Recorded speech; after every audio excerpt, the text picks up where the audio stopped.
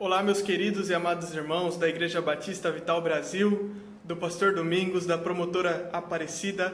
É uma grande alegria poder compartilhar com vocês hoje aquilo que Deus tem feito ali na Amazônia. Estamos em mais um mês de campanha, nessa campanha maravilhosa de missões nacionais, com o tema Porque Ele Me Amou. E eu me chamo Matheus, tenho 22 anos, sou missionário da Junta de Missões Nacionais no projeto Amazônia. Cheguei ali em 2017 e nós temos um sonho que é ganhar a Amazônia para Cristo. E a Junta de Missões Nacionais, nós que formamos a Junta de Missões Nacionais, vocês que nos ajudam a formar a Junta de Missões Nacionais, nós temos um objetivo que é ganhar a nossa pátria para Cristo. E para isso, meus irmãos, a Junta de Missões Nacionais tem treinado mais de 30 mil missionários por ano com um movimento de igreja multiplicadora. Temos vários projetos radicais, 7 projetos radicais por todo o Brasil.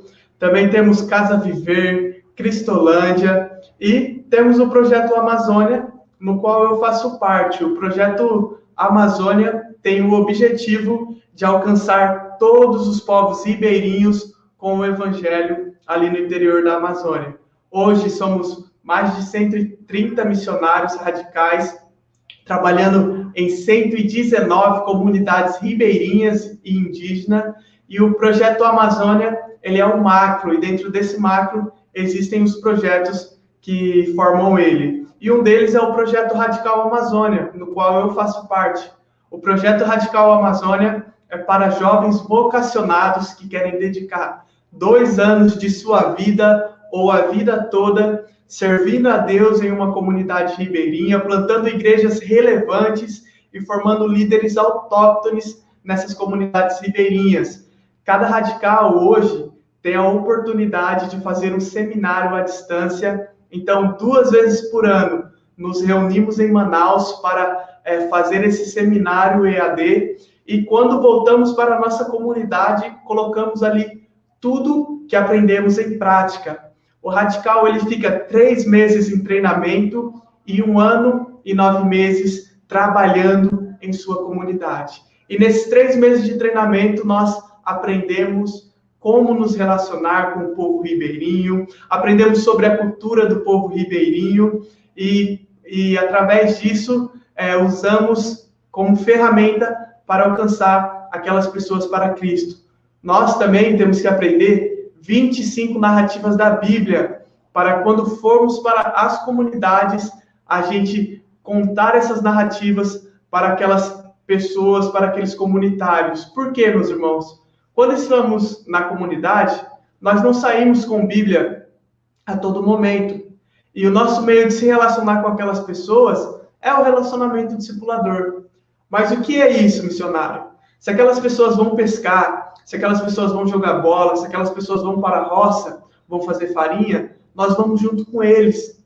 A gente vive ali a rotina deles e vamos pegando um pouco de suas falas e nesses momentos começamos a contar as histórias da Bíblia. Quando estamos pescando, compartilhamos com eles sobre a pesca maravilhosa e vamos contando essas 25 narrativas que aprendemos.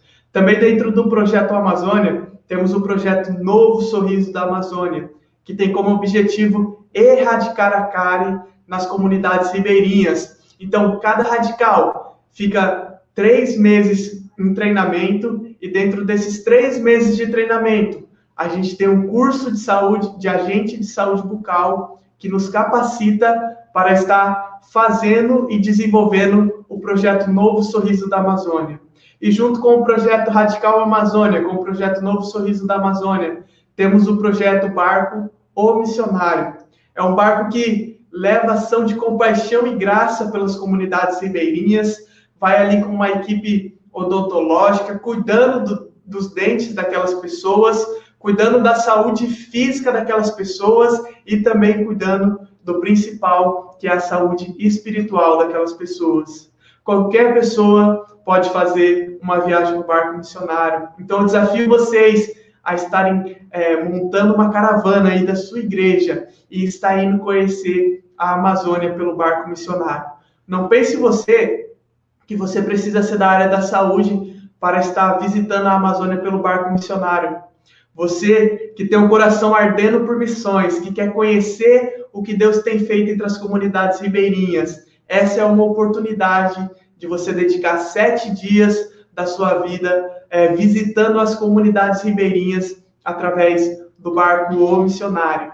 E, meus irmãos, tem uma frase que a nossa coordenadora Germana sempre diz: nós não cuidamos de dente, nós cuidamos de gente. O nosso objetivo com o projeto Novo Sorriso e com o projeto Barco O Missionário não é apenas cuidar dos dentes daquelas pessoas, mas sim cuidar da saúde espiritual daquelas pessoas. Através dessas ações de compaixão e graça, compartilhar com elas o Evangelho e tudo que Deus tem feito ali na Amazônia, você vai poder desfrutar em uma viagem do barco missionário. Como eu falei, nós trabalhamos muito o relacionamento discipulador com aquelas pessoas. E quando eu terminei os 3 meses de treinamento, fui enviado para uma comunidade chamada Macumiri. E juntamente naquela comunidade, juntamente com o missionário Fabiano Luiz, nós começamos a trabalhar naquela igreja que já havia naquela comunidade, um processo de revitalização de igreja. Havia apenas 7 pessoas congregando naquela igreja, e nós começamos a ensinar para eles a importância da oração, a importância do discípulo fazer outro discípulo.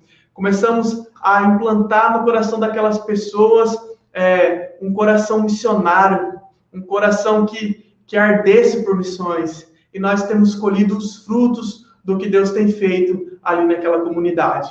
Cada radical é enviado para uma comunidade, para plantar igreja ou revitalizar. Mas começamos a ir para outras comunidades ribeirinhas, e quando começamos a alcançar as comunidades vizinhas com o projeto Novo Sorriso da Amazônia, começamos com os pequenos grupos nessas comunidades, e quando nos demos conta, já estávamos trabalhando em 3 comunidades ribeirinhas, plantando igreja nessas comunidades, trabalhando ali pequenos grupos multiplicadores, tanto infantil como adulto, desenvolvendo o projeto Novo Sorriso, o projeto Barco O Missionário, tudo nessas comunidades ribeirinhas. Mas, meus irmãos, a gente queria fazer mais, a gente entendia que poderíamos fazer mais. Então, começamos a orar para Deus nos mostrar outras comunidades ali próximas. E conhecemos uma comunidade indígena chamada Jatuarana. Meus irmãos, o povo ribeirinho é muito diferente do povo indígena, tá? O povo ribeirinho não gosta de ser chamado de índio, e o índio não gosta de ser chamado de ribeirinho. E apesar deles viverem tudo ali nas beiras dos rios, mas a cultura é totalmente diferente, a crença é totalmente diferente, o modo de viver deles é totalmente diferente um dos outros. Então, nós já trabalhávamos com 3 comunidades ribeirinhas, e teremos agora o desafio de começar a trabalhar em uma comunidade indígena. Então, fizemos o contato com aquela comunidade indígena, começamos a orar antes de chegar naquele lugar, e chegamos naquele lugar, procuramos o cacique da comunidade, e começamos a nos apresentar para ele, a falar quem nós somos, de onde tínhamos vindo. Começamos a compartilhar sobre o projeto Novo Sorriso, sobre o projeto Barco O Missionário, e aquele cacique olhou assim para a gente e falou com essas palavras mesmo que eu vou dizer agora para vocês. Ele falou assim: olha, nós não queremos saber de padre, não queremos saber de pastor, não queremos saber de vocês, não queremos saber de igreja, não queremos saber de nada que venha atrapalhar a nossa cultura. Nós não queremos que nada venha estragar a nossa cultura. E aquilo foi uma porta tão grande na minha cara e na cara do Fabiano, e a gente não sabia o que responder, mas ele falou assim: mas olha, se vocês fazer isso que estão prometendo, esse projeto que vocês têm, vocês podem falar do Deus de vocês aqui nesse lugar. E nós voltamos para as nossas casas e começamos a orar, pedir para Deus tocar no coração daquele líder, e retornamos na semana seguinte naquela comunidade indígena e começamos a fazer toda aquela ação de compaixão e graça naquele lugar, meus irmãos. Começamos a cuidar dos dentes daquelas crianças, a ensinar a forma correta de escovar o dente, e terminamos aquela ação de compaixão e graça. Começamos a apresentar o plano de salvação através do livro Sem Palavras. E tinha cerca de 40 crianças naquele dia, e o líder daquela comunidade indígena, o cacique, a todo tempo estava no fundo da sala, vendo e ouvindo tudo que estávamos falando naquele lugar. E quando terminamos de pregar ali, contar aquela história do plano do livro Sem Palavras, fizemos um apelo e, para nossa surpresa, nenhuma criança ergueu a mão naquele dia. Mas aquele líder que tinha tratado Deus com tanto desprezo uma semana antes, veio até a frente e falou que queria entregar a vida para Cristo. E naquela noite, e naquela tarde, ele confessou Jesus como o único e suficiente Salvador da vida dele. Um líder que dizia que lá não teria igreja, que lá não teria um pastor, não teria um missionário, recentemente nos doou um terreno para que nós possamos construir um templo naquela comunidade. E também tem outra história que marca muito o meu ministério nesses 2 anos e 5 meses que eu estive ali naquela comunidade, que é o Antônio. Os irmãos lembram que logo no início da minha fala, eu falei que quando eu cheguei numa comunidade chamada Macumiri, havia ali apenas 7 pessoas? Pois então, meus irmãos, dessas 7 pessoas, haviam ali um jovem e um adolescente, o Davi e o Zeca. E os irmãos lembram que eu comecei a falar da importância da oração, que a gente trabalhava isso com eles, do discípulo fazer discípulo? Toda quarta-feira, meus irmãos, o Davi e o Zeca pediam oração pela vida dos pais. E passou 3 meses que a gente vinha orando, e o pai e a mãe do Davi confessou Cristo como o único e suficiente Salvador da vida deles.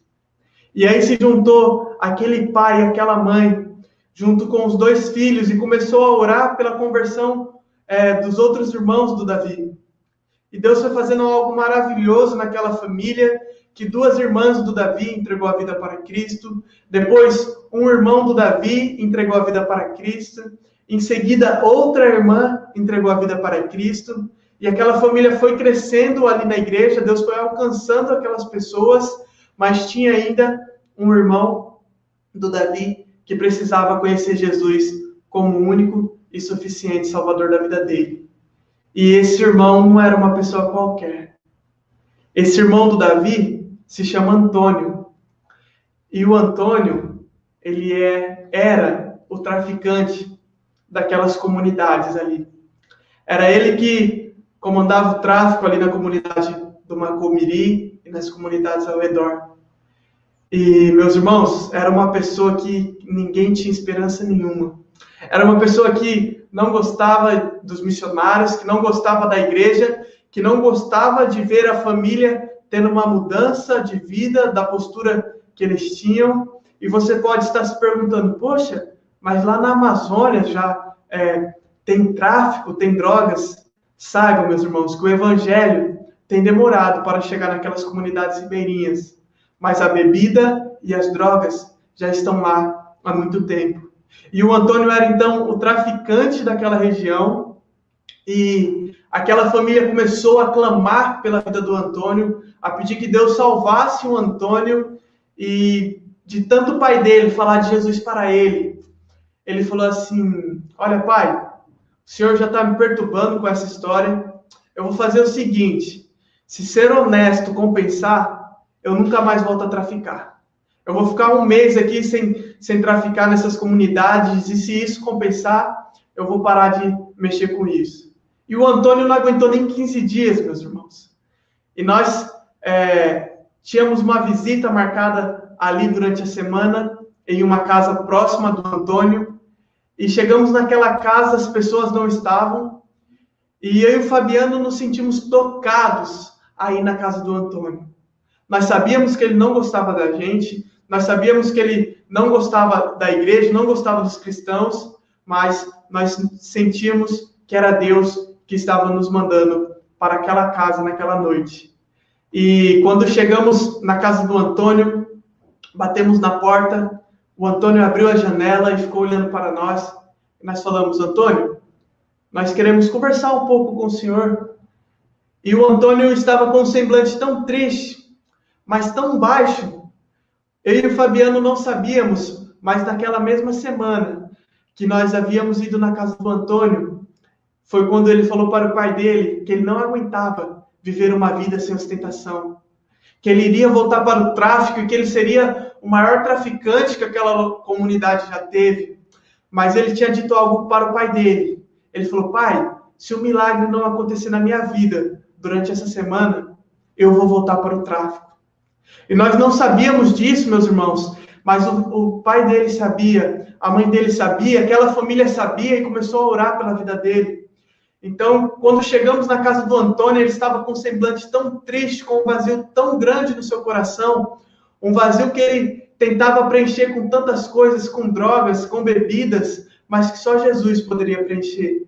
E ele permitiu que nós entrássemos na casa dele e começamos naquela noite a compartilhar de Jesus com ele e falamos assim: Antônio, podemos cantar uma música para você?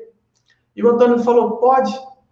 E nós começamos a cantar o hino 377. Não sei por que de Deus o amor a mim se revelou. E enquanto cantávamos aquele hino, o Antônio estava nos olhando, bem atento, e começamos a compartilhar de Jesus, meus irmãos.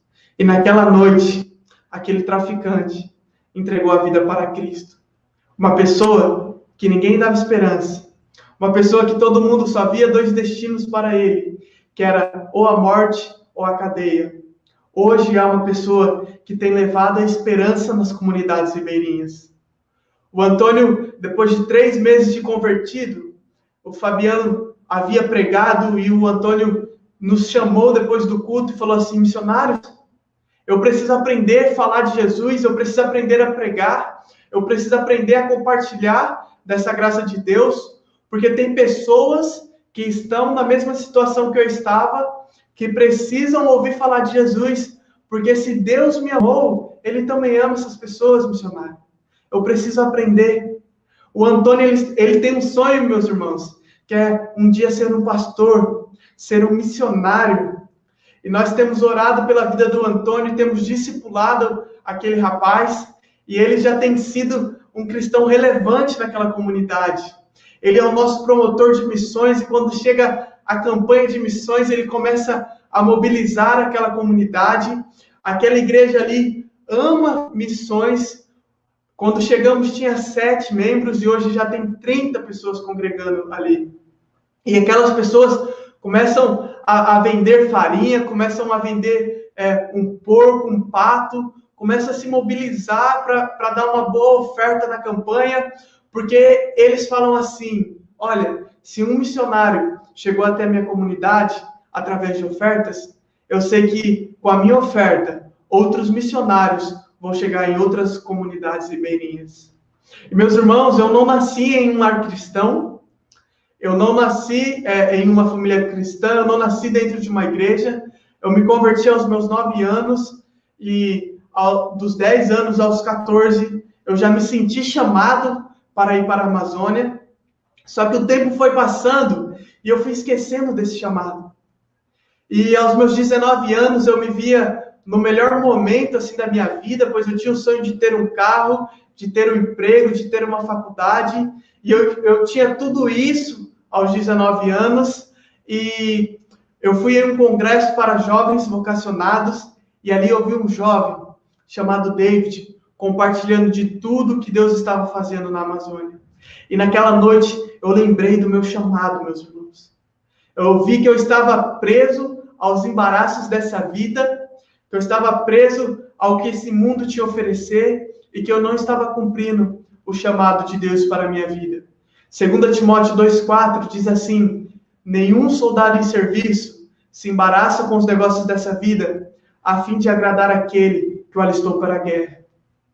Meus irmãos, nós não precisamos estar fora da igreja para estar preso a esses embaraços, não. Não é errado você ter um carro, você cursar uma faculdade, você ter um emprego.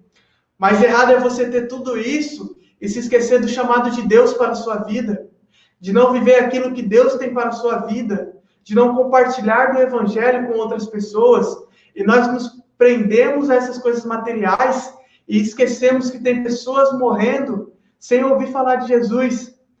E eu entendi que a minha vida só vai ter valor se for para mim usar ela para testemunhar de Jesus entre os povos ribeirinhos. Atos 20, 24 vai dizer assim: mas em nada tem a minha vida como preciosa para mim, contanto que cumpra o ministério que recebi do Senhor Jesus, de dar testemunho do Evangelho da graça de Deus. Meus irmãos, a minha vida não tem valor nenhum para mim, se não for para testemunhar para os povos ribeirinhos do Evangelho da graça de Deus.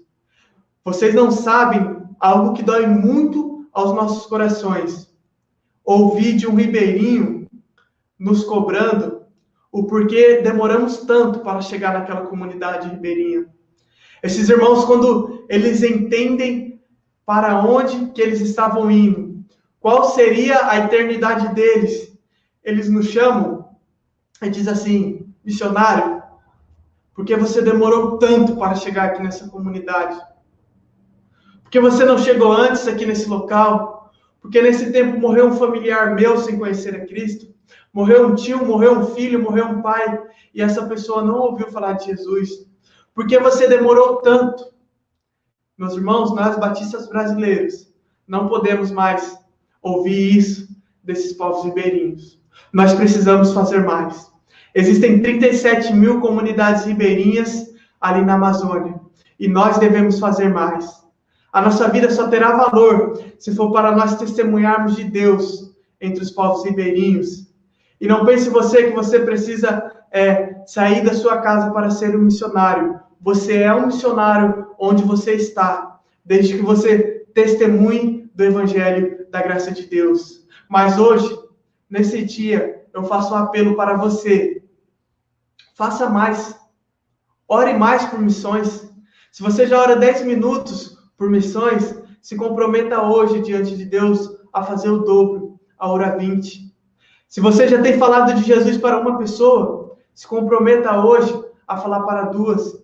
Se você não contribui com um missionário, não contribui com um projeto, se comprometa hoje a contribuir com um projeto. Se você já contribui com um, se comprometa a contribuir com 2. Meus irmãos, nós não podemos parar. Temos que fazer mais. Há muitas comunidades a serem alcançadas. Nós só vamos alcançar a nossa pátria se todos nós nos ajudarmos. Vocês aqui segurando as cordas em oração, em contribuição, e nós lá na linha de frente. E nós da Amazônia segurando as cordas em oração, em contribuição, por vocês que estão aqui nessa linha de frente do Rio de Janeiro. Meus irmãos, se comprometa a fazer mais. Que essa campanha seja uma campanha, um divisor de águas na sua vida. Nós precisamos ter um despertamento da nossa geração. Nós não podemos nos contentar com o que tem sido feito. Nós precisamos fazer mais. E eu desafio você a adotar um missionário através do PAN, que é o Programa de Adoção ao Missionário. Meu contato vai estar aqui na tela. E se você sentir o desejo de me adotar como seu missionário, você pode estar me mandando uma mensagem, que eu vou estar explicando para você melhor sobre o PAN. Mas, meus irmãos, eu queria dizer uma coisa para vocês. Dinheiro compra coisas. Dinheiro compra um carro, um celular, uma casa. Dinheiro compra coisas. Mas ofertas salvam vidas. Assim como salvou a vida daquele líder indígena e assim como salvou a vida do Antônio. Existem muitos Antônios precisando das suas orações e das suas contribuições. E uma coisa eu peço para os irmãos. Depois de hoje, nunca mais deixe de orar, pedindo para que Deus fortaleça todos os radicais. Para que Deus fortaleça a minha vida. Coloque sempre no seu caderno de oração aí, o missionário Mateus, ali na Amazônia. E também a Junta de Missões Nacionais. Meus irmãos, nós temos um sonho ali na Amazônia, que é ganhar a Amazônia para Cristo. E nós temos um sonho com missões nacionais, que é ganhar a nossa pátria para Cristo. E nós só vamos fazer isso junto com vocês. Que Deus abençoe grandemente a sua vida, meu irmão. E que a partir de hoje você faça a diferença no lugar onde você estiver. Fique com Deus, que Deus te abençoe.